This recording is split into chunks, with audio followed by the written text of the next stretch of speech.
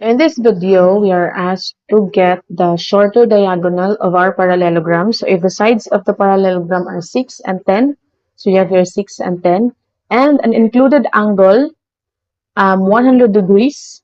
So we have here 100 degrees, respectively. Find the length of the shorter diagonal.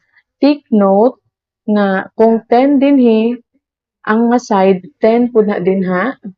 Kung 6 dinhi, 6 po na diri sa pikas. Okay? Kaya ang opposite sides sa parallelogram kay equal.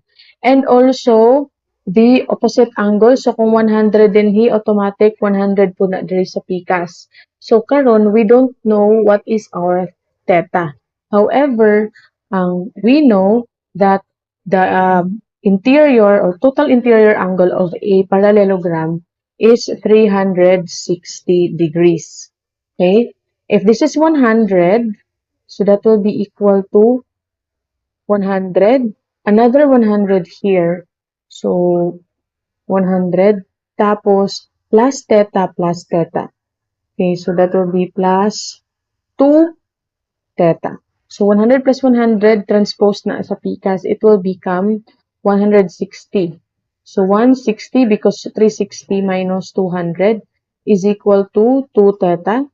Then we will divide that by 2 so that we can get the value of our theta, which is equal to 80 degrees. So kung 80 degrees ni, 80 degrees po na siya. Now we already have all the value of our interior angle. We can use cosine law to get the value of our shorter diagonal, which is kaning D. Okay? So for shorter diagonal, we will use cosine law. So by cosine law, we have here our diagonal. Yun yung hinahanap natin. D is equal to, that will become the square root of the two sides. So 6 and 10.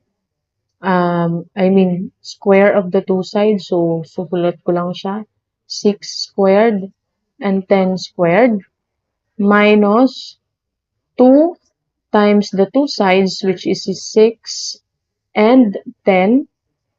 Tapos cosine sa angle na katapat ni diagonal D. So, kaya natin kinuha si theta kasi yun yung opposite angle ni side D or diagonal D, which is 80. So, we will put 80 here. Okay? And then, because that is D square, so to get the square root natin both sides. So, ayan. So, that will become D.